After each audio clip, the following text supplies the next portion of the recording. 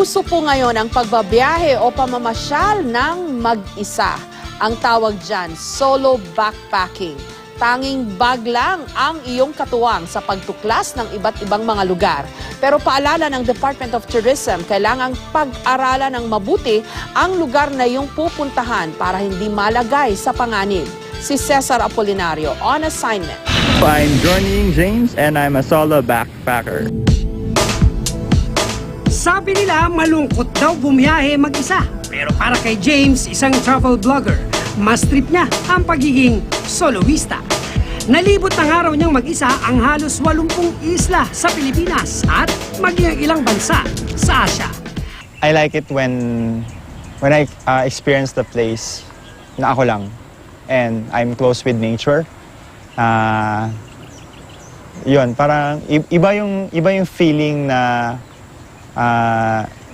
you're one with nature. Ang kasama ni James sa kanyang mga adventure, ang kanyang backpack. Sa loob niyan, dala niya ang kanyang mapa, damit, toiletries, medical kit, laptop at power bank. Pero kung meron daw siyang di pwedeng kalimutan sa kanyang mga biyahe, ay itong portable duyan. I'm content with staying in a fan room, yeah, or using my hammock. Usually talaga nakahammock lang ako lalo na sa beach.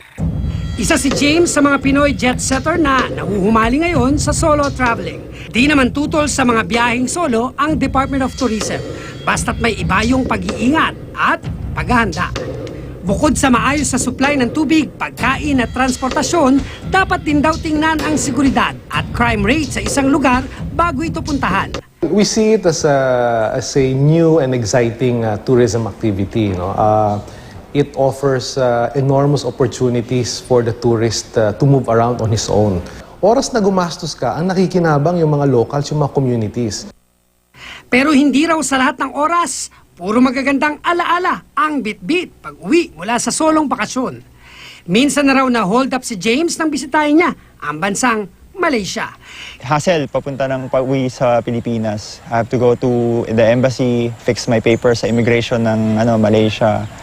Ilang beses na rin na biktima ng harassment at bullying ang Pinay solo traveler na si Hayes. Kaya naman sa kanyang mga biyahe, lagi raw siyang may dalang pito. Dapat kilala mo yung mga tao na nandun, magpakilala ka, dapat maging friendly ka para hindi ka nila gagalawin or hindi ka mapapahamak. Payo ng security expert na si Perlito Oteiza, mag-research ng maigi bago bumiyahe. Alamin ang kultura, relihiyon at wika sa pupuntahan, pati na ang kontak sa mga otoridad sakaling magkaaberya sa biyahe. At higit sa lahat, magbilin sa pamilya o kakilala kung saan ang destinasyon bago umalis. For a week, mag-jog ka, i-ready mo yung sarili mo, alamin mo kung ano ba ang pinagbabawal doon sa isang lugar. Alamin mo kung may danger ba doon na pagka umulan nagkakaroon ng flash flood. Alamin mo kung may last trip ba. Biyaheng single man, double o grupo, ika nga, kanya-kanyang trip lang yan. Sa uli, wala raw yan sa dami ng kasama, kundi sa dami ng maiuuwing karanasan at bagong alaala. Traveling is a journey inward. If you want to know yourself more, if you want to get out of your comfort zone, if you tired of living a sedentary life. Memories talaga is the ones that are important. Parang you can tell them over and over again, even without the pasalubong, you can tell your stories. Cesar Apolinario, GMA News.